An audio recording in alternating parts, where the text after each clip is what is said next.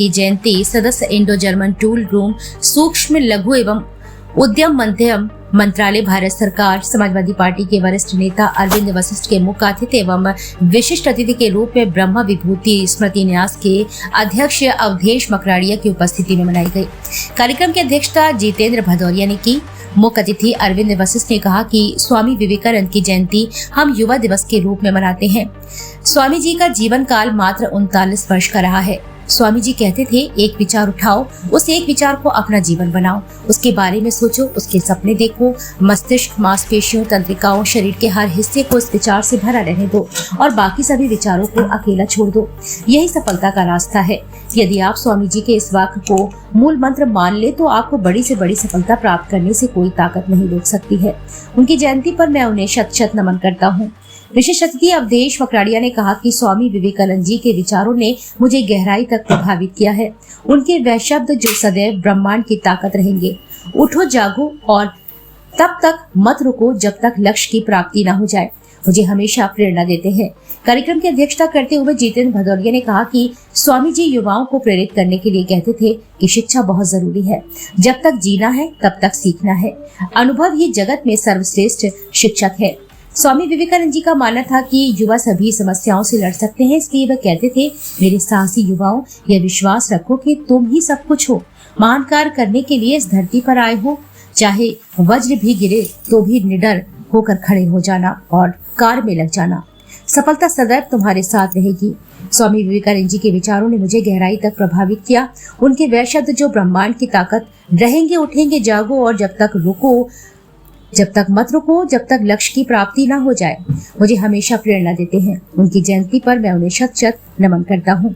इस अवसर पर अभिषेक दीक्षित, निखिल पाठक, अमित चक्रवर्ती, अंजुल पुरोहित, प्रखर पंडित, सिद्धार्थ पालीवाल, आदित्य वशिष्ठ, आलोक ठाकुर, विकास सेंगर, सिद्धार्थ गौतम, मनीष कश्यप, हैदर अली आदि ने विचार व्यक्त करते हुए श्रद्धा सुमन अर्पित किए।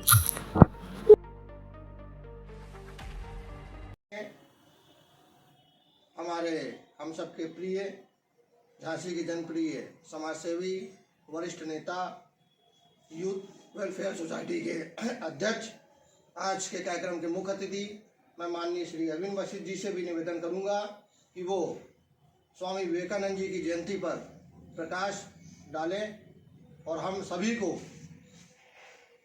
एक ऐसा दिशा हम लोगों को दें जो स्वामी विवेकानंद जी ने युवाओं को दी। मैं आज चाहता हूं कि आप भी एक युवा हैं, हम सबके प्रिय हैं। आज उसी दिशा से हम लोगों को भलीभूति हम लोगों को परिचय कराएं कि हम लोग आगे बढ़ के देश के विकास में कुछ कर सकें। माननीय अरविंद वशिष्ठ जी। आज इस जयंती समारोह की अध्यक्षता कर रहे जितेंद्र भदौरिया जी, यहाँ विशिष्ट अतिथि के रूप में उपस्थित ब्रह्म विभूति स्मृति न्यास के अध्यक्ष भाई अवधेश मकराड़िया जी, हमारे जिनकी आपने अभी ओजस्वी विचार सुने, निखिल पाठक जी, अमित चक्रवर्ती, अंजुल पुरोहित जी, अभिषेक दीक्षित जी, प्रखर पंडित जी, सिद्धार्थ पालीवाल, आदित्य जी, उपस्थित सम्मानित सदन।